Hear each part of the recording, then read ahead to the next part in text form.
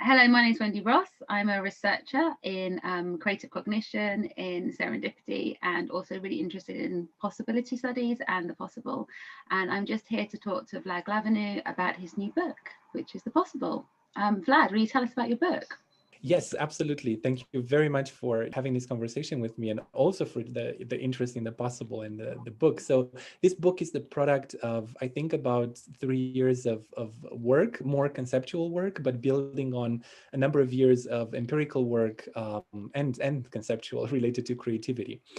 So the possible, a sociocultural theory, does what it says on the cover. Basically, it proposes a new sociocultural psychological approach of understanding human possibility, how we become aware of, explore, and engage with the possible in our lives. And not only in our individual lives, but also in the classroom, in society, in relation to other people. So what I'm trying to propose here is kind of going beyond or conversing with philosophical debates around possibility and actuality and the work done on possible worlds. There is so much out there on the notion of the possible, but what I'm trying to do is propose a psychological theory of how we become aware of and act on possibility, and the notions of position, perspective, dialogue, all of these become important for me to build up an account of exactly how we do that. And if you want me to summarize, to give an elevator pitch for this You book, stole my which question. I'm challenging myself right now to do that. I think at the end of the day, what it proposes is this notion that our ability to see any issue, problem, other people, ourselves from multiple points of view holds the key to understanding possibility. It's this idea of difference, diversity, and multiplicity that helps us understand that actually ourselves and the world around us, they are open to change and to being different and to being looked at differently. So that is the core message of the book, and I have several examples there from, as I said, many different areas. And I'm particularly excited about this notion of pedagogies of the possible, because it goes into how we can educate and how you can form generations that look towards open futures in the way they learn about the world, rather than constantly reproducing the past, which is for many people the reality of education. Yeah. And obviously, you've just founded this network of other groups and people that are interested in possibility and possibility studies. What are your hopes? What do you think would happen within this network? Where do you see us in 4, 5, 6 years' time? What's possible for you? What is possible for the Possibility Network? So yes, there is the Possibility Studies Network, and also the mere notion of possibility studies is kind of a bold statement, because it is a very emerging type of field, and a lot of colleagues have generously donated their time and energy. Colleagues who work on, I like to call them possibility enhancing or possibility adjacent phenomena, from creativity, innovation, imagination, agency, serendipity, wonder, uncertainty. And these questions, utopia, dystopia, future studies, they really cut across disciplines. They're very interdisciplinary. So we have, first of all, it started as an encyclopedia, the Palgrave Encyclopedia of the Possible, that I'm editing, and you are kindly a senior editor for it as well. And that brought together a community that inspired me, together with other colleagues, to create this network of networks. So the Possibility Studies Network is an association of centers, labs, programs, groups that deal with anything possibility related. And my hope for it, well, I'm hoping to have interesting conversations, and I think we're achieving this aim right now, perhaps. And then I would love for it to become a platform where people can not only think differently about this topic that is so new, and there is so much that we could say and do with it, but also perhaps to find a way back into the real world to inform some of the debates and questions we're having. Something from education to what we do today with these very fragmented, polarized societies that we live in, can introducing this notion of the possible help us understand things differently, or even do something in the real world that can help. I think that's really a wonderful aim I would love to work towards. Okay, so Vlad, tell me then, why the possible? Why is the possible so important to you? Oh, that's a question I've been asking myself for a number of years now, Wendy. Actually, it all started with me working on creativity, for more than a decade, and advancing these very social and cultural understanding of creativity. And after I tried to have this 360-degree view of what it means to create in society with other people, with material tools, I got to think more and more about why I actually chose creativity in the first place. And what emerged to me was this idea, or what emerged for me was this idea that we are beings that live these kind of amphibious lives. We live both in the here and now of our experience, but also have this amazing capacity, which is very much cultural, by the way, and we can talk more about that, to engage with what is not here, what we bring back from our past, from our constructed past, not necessarily the past as it was, what we imagine towards the future, and also the alternatives that we create. And what fascinated me about creativity was precisely this very human. I mean, I don't want to sound as if I'm a speciesist, right? I'm not trying to put ourselves on top.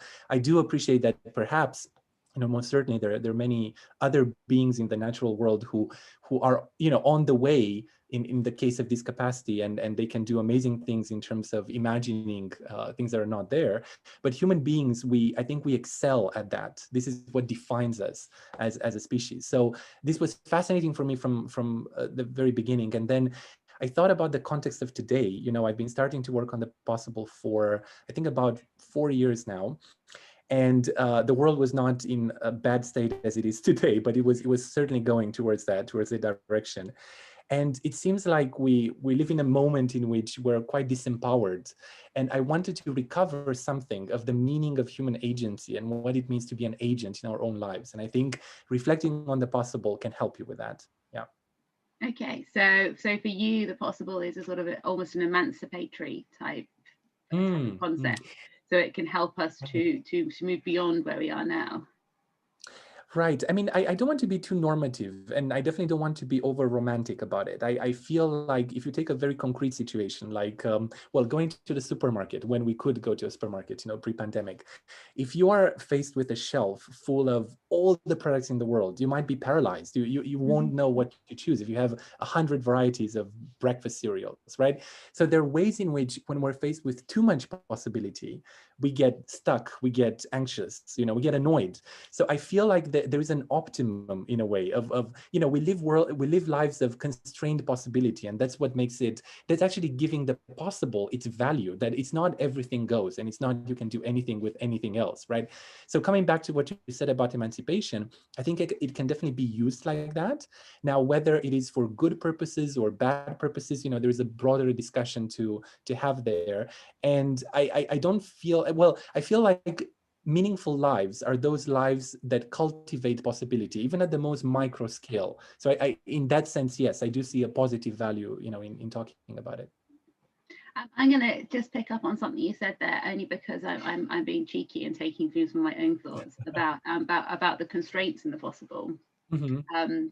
Because I'm still trying to frame some of the ideas I have about what makes an accident a serendipitous accident or a non-serendipitous accident. Right. And to some extent, it's about the association between the existing sort of theoretical or epistemic state and then what is sort of around it.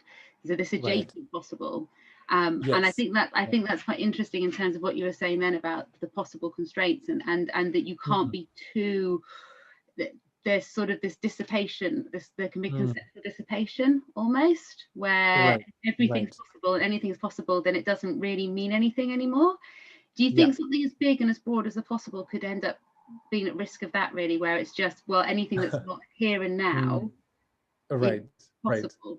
Well, I'm gonna go back to creativity to kind of give this cautionary tale, right, about the notions we use and how we use them. So it really depends on what you put in the concept. So for instance, with creativity, to give this other example, it has become over the years and decades actually a very individualistic term, and a lot of people cannot get away from this assumption.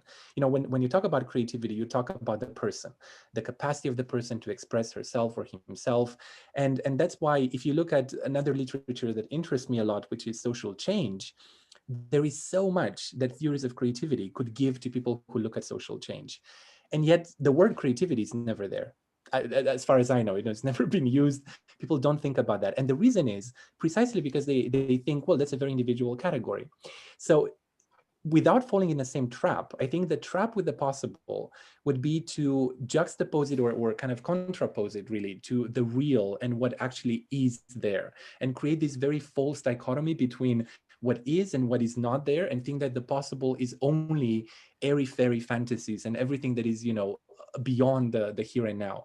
And what I would like to recover with this conception of the possible is actually the tension and dialogue between what is and not what is not here. And I think serendipity is an amazing case in point, where, as you said, it's almost like a Vygotskian zone of proximal development. You have to build on something present, and at the same time be open enough to bring in something else from your experience. And it's that connection that could, lead to a serendipitous moment. But you would know better better than I do. I don't know. I'm still trying to figure out it. But that's what I found interesting, because a lot of these concepts, you start to come across them, and there's a moment when things are clearly close enough, and then a moment where they're too far. And this sort of in-between moment, and I think that's true of creativity as well, because obviously creativity is rooted within a social-cultural background and context. And to be accepted as creative, it has to speak to somebody within that context. But then equally, if it's too similar, then it's not creative, because it's not novel. But if it's too novel, then it can't be assimilated in any way into that sort of context. And then when you were talking again about possibility, about you need to have a sort of constraint on possibility, that you can't just, this idea that everything is going to work. Exactly. It sort of seems, a lot of these big concepts seem to have that sort of that strange tension between between an extreme version which just doesn't work. Yes. And so that and a more and a more, I wouldn't call it a tame version as much as a kind of balanced and more kind of holistic view, in which you try to keep these things in equilibrium and don't go, don't have this excessive view of one or the other. And I think for me, what's really interesting, and I would love to discuss with you, is this idea of difference and possibility, because I've been mentioning that, okay, we need to move the debate from what is real and what is possible to understanding what is possible, essentially, and from a very human point of view, by the way. I'm not talking here about geological possibilities and the birth of the universe. I mean, the possible can be seen in so many different ways, in the natural sciences, from a philosophical perspective.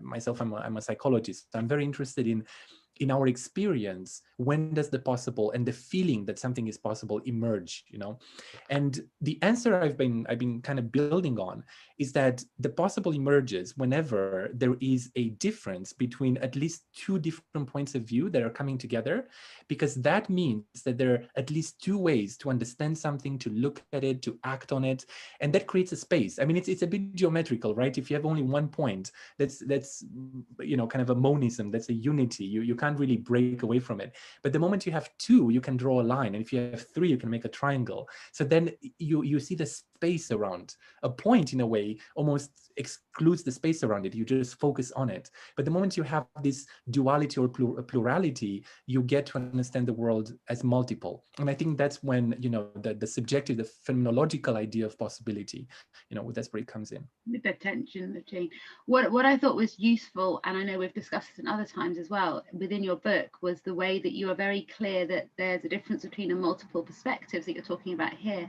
and a very cultural relativism in which everything goes. And we've seen really recently the dangers of that idea that truth is relative, or that all perspectives are sort of equal, have an equal validity.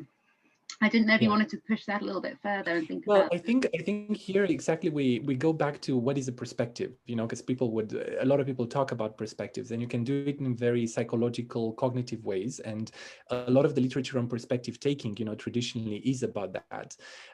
Can I construct a mental representation of what you are thinking about at this moment? Or can I construct a mental representation of the object you're looking at, and so on and so forth?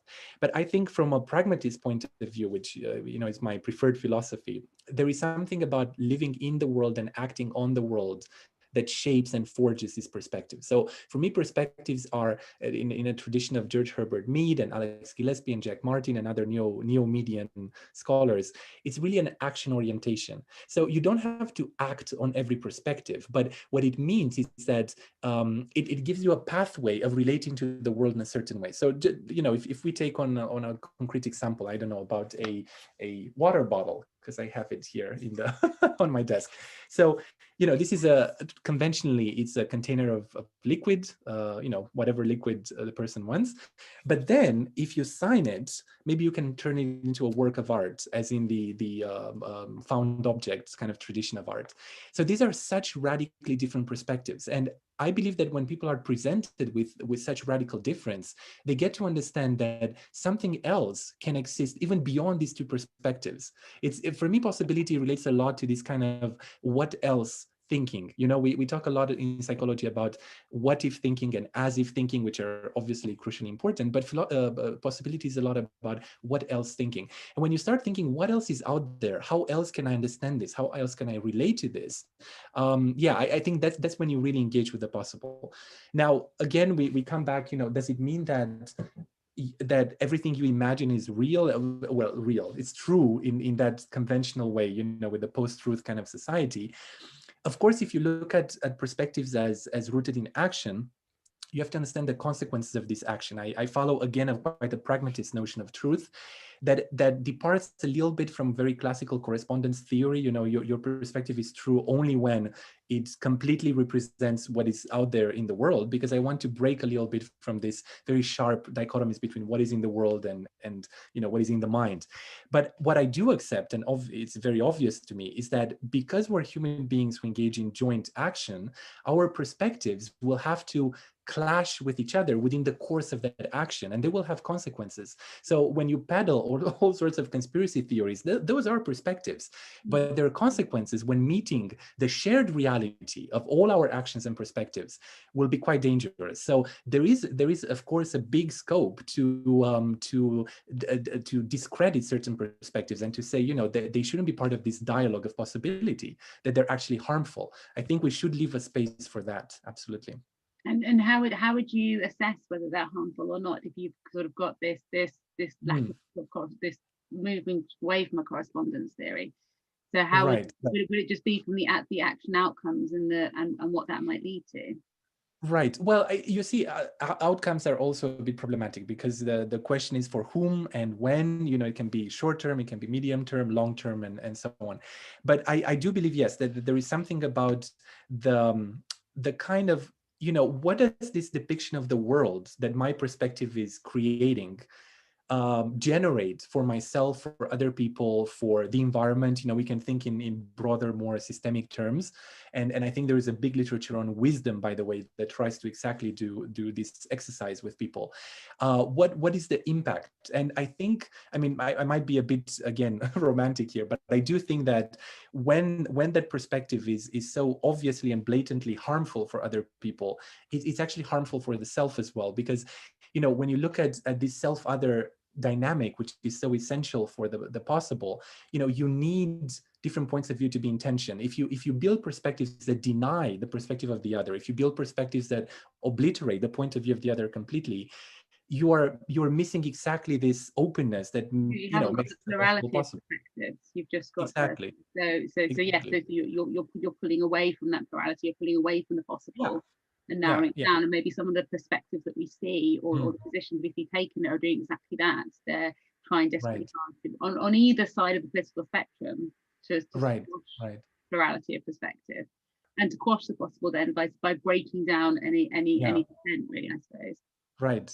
I mean, I also think that I talked about we can dismiss certain perspectives, which means that, you know, we don't have to agree with every perspective. I think that's another big error that people who accuse sometimes, you know, pragmatists or people who talk about perspectives of pure relativism, is that it's not everything goes, but we do have responsibility to try to understand where people are coming from in the way they build those perspectives. So I feel that is an ethical kind of approach to society, to the way we exist, and to how we are as human beings, which doesn't mean that you shouldn't have, you once you've considered, you cannot dismiss or argue against something.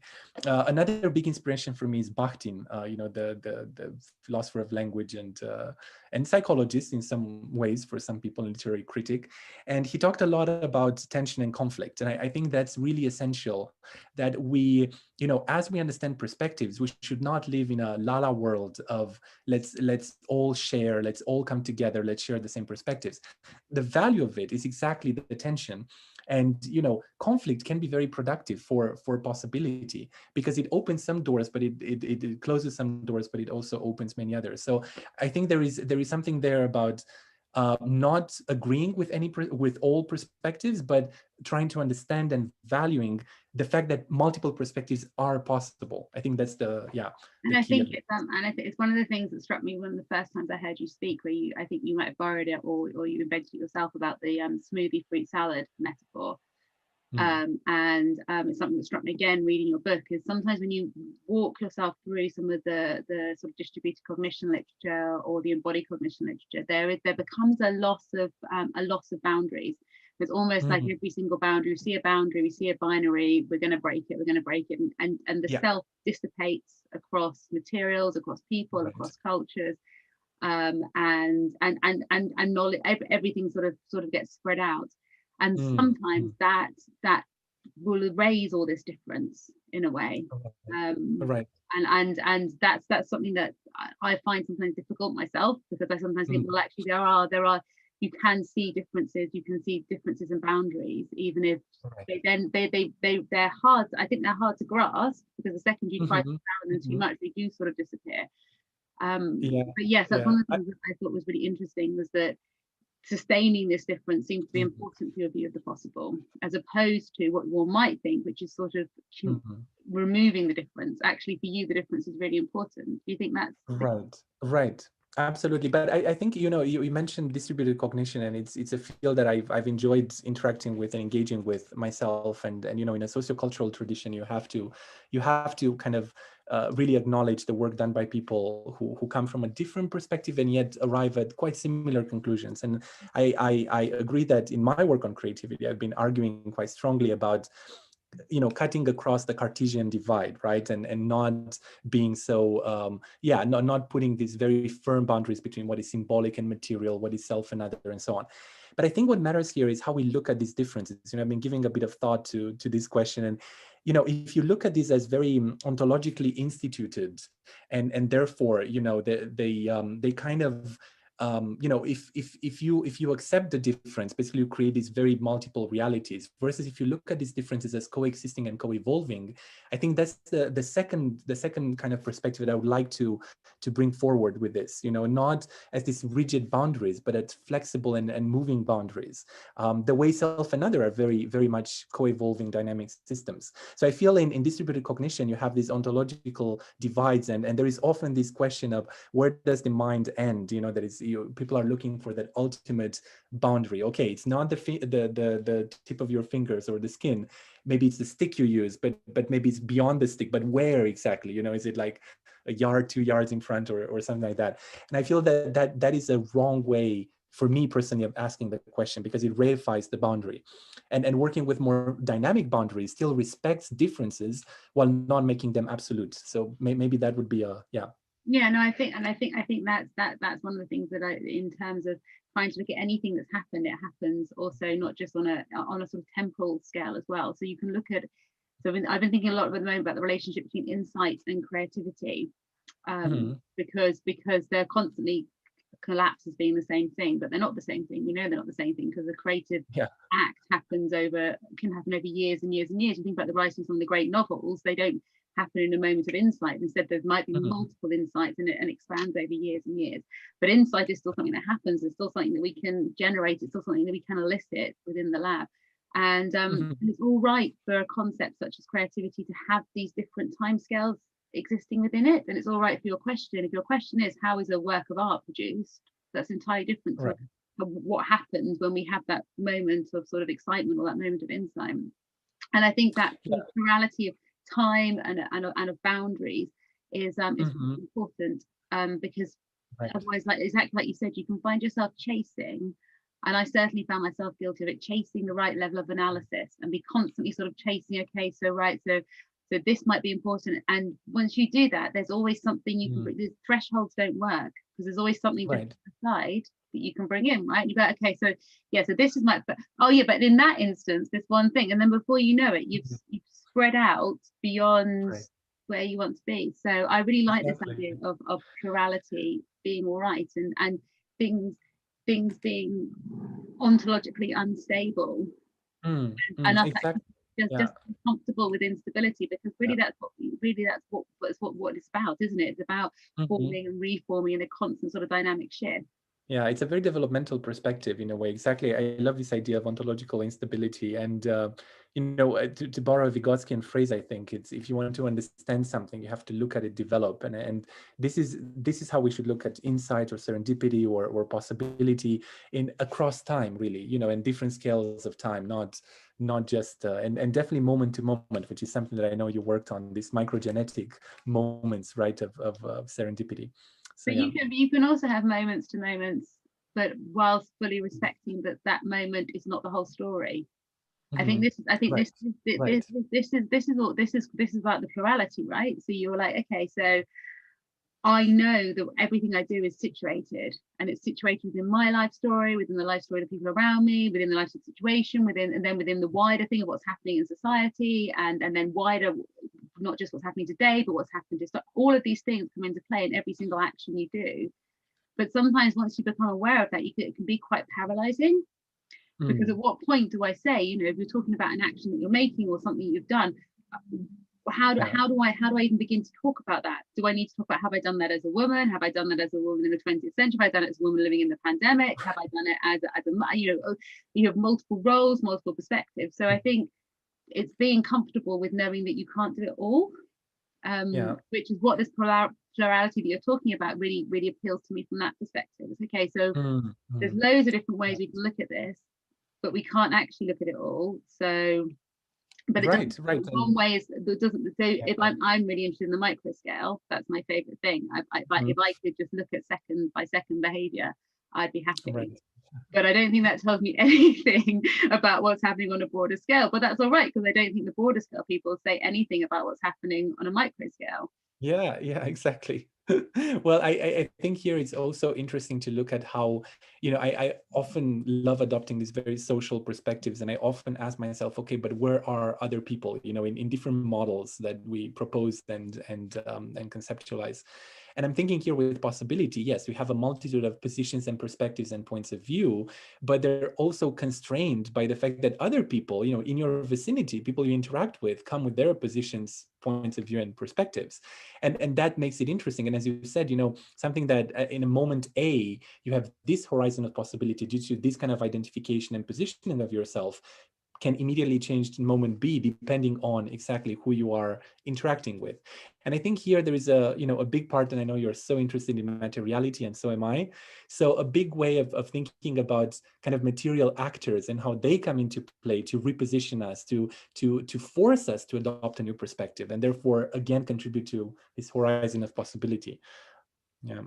Yeah, and I think that it's interesting how hard it is for us to, as psychologists, or how hard, not maybe not for us, but for lots of Mm. psychologists, to accept that sort of that level of material engagement, and that level of the fact that we're structured as well with the things around us, which can increase and really constrain possibly as well, because of what you were Mm. talking earlier about the very human nature of possibility. When you're then Right. with things that don't have that, they don't have that potential in the same way, because there is some level of fixedness.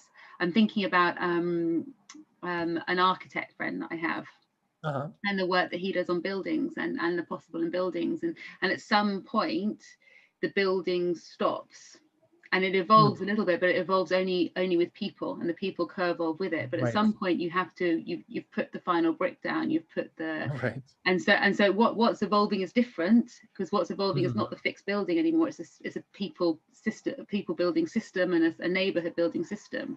Right. And there's something as well about that sort of that static nature of some form of materiality. that I think then Right. constrains some of our possibles in a way that, because people are more fluid, possibly doesn't.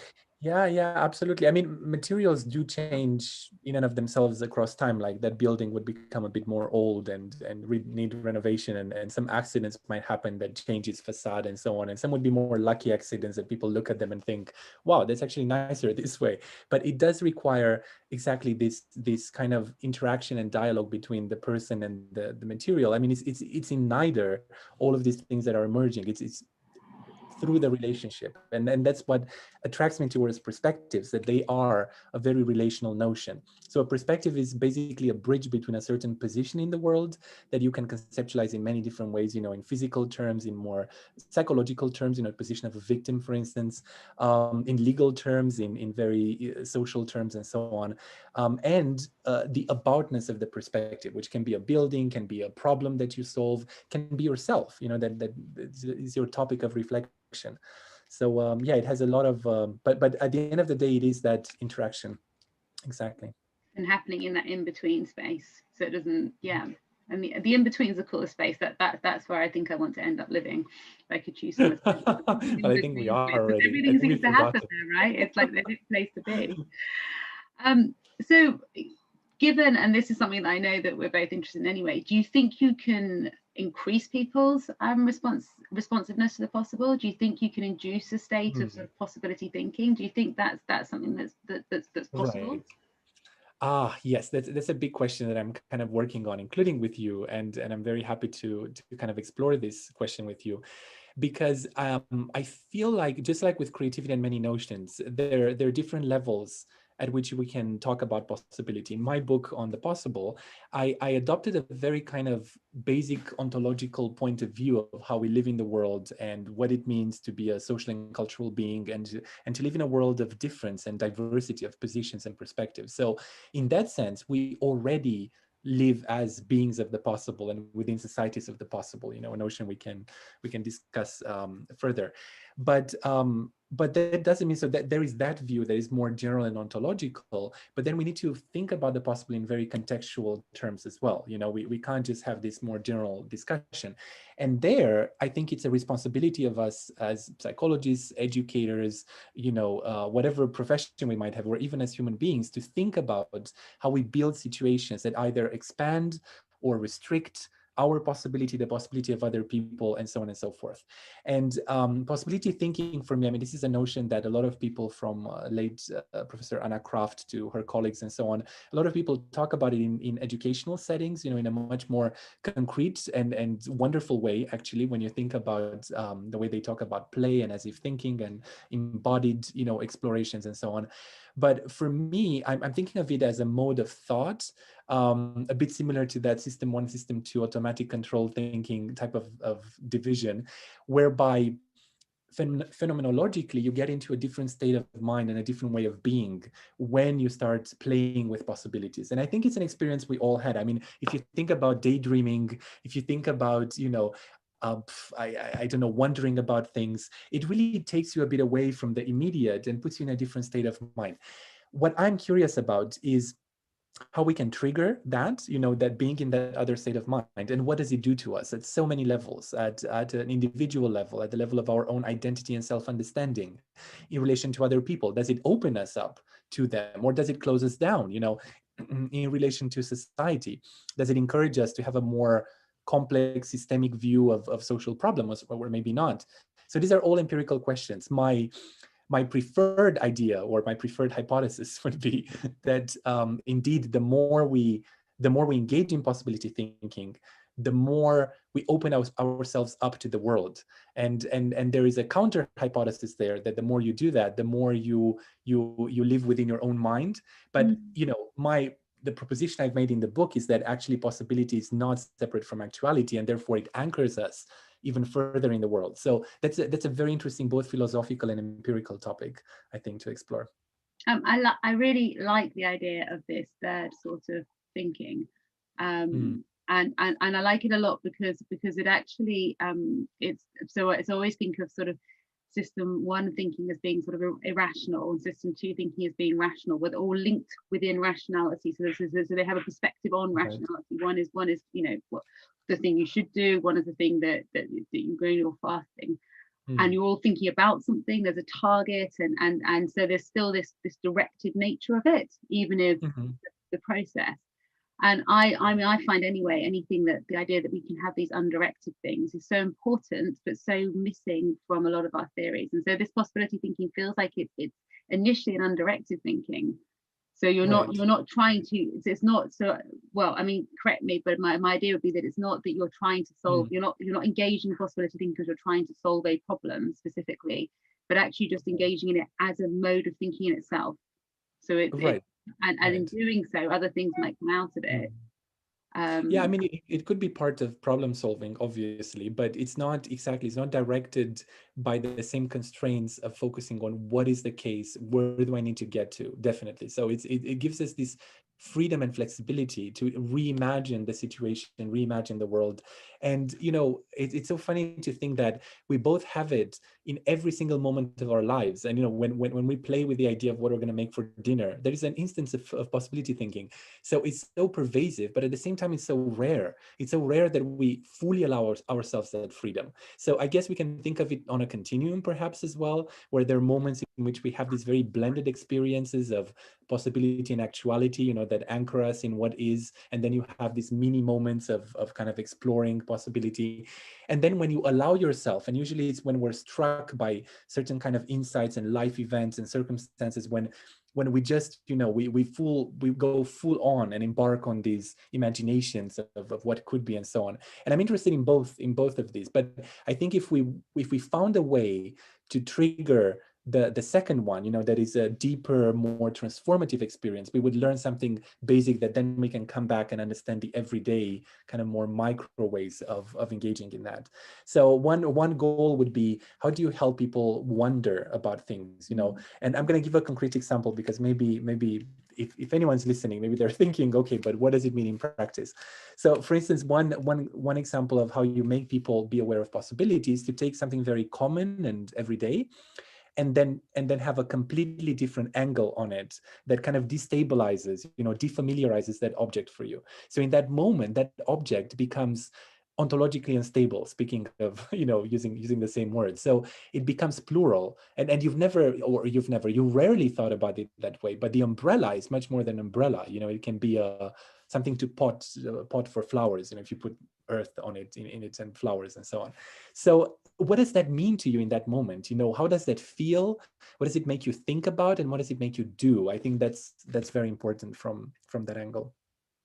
And I just love it, because it is this counter to cognitive models of linearity, of purposefulness, because and it may change, and it may have a sort of something like sort of an exactative, sort of changing purpose as it goes. But just the idea that you can have a form of thinking that doesn't have to have an end goal, doesn't have to necessarily fit into an algorithm. And it's interesting, I think you've used a couple of times, you used the word play, and we know how important play is, but play has no end goal, it has no purpose. We're not play that children engage in, and I think play is probably quite important as well to some of these ideas that you're talking about. Do you think? Yeah, absolutely. I mean, the studies of play are one of the first examples of why this is a mode of thought. Again, going back to Vygotsky, who said many wonderful things, but I recall that he talked about play and children in play, and I would extend it to adults, obviously, as being a head taller than themselves. So it's this idea that, and it has been demonstrated by a lot of further empirical research on play, that children can do and think in much more complex ways the moment you put them in that as if, what if playful situation, rather than, if you present them with a mathematical problem that it can be quite complex, if you give it as a problem that they have to pay attention to, and be a proper student working on it, they're going to solve it at a lower level than if you were just making a game out of it. They might come with amazingly new ideas just because they allow themselves to be in that more non-directed or kind of directed towards alternatives. That's really one other way of looking at it. And these alternatives are more open-ended than linear models, definitely. That's fantastic. That's super inspirational. Thank you very much, Vlad. Thank you for your time. And yeah, I look forward to talking to you soon. Excellent. Thank you, Wendy. And I'm hoping that we're going to have more conversations with very interesting people who work on I'm these very kind of excited about all the questions. different people we've got lined up. I think it's going to be really, really interesting. Excellent. Thank you again. Thank you. Bye.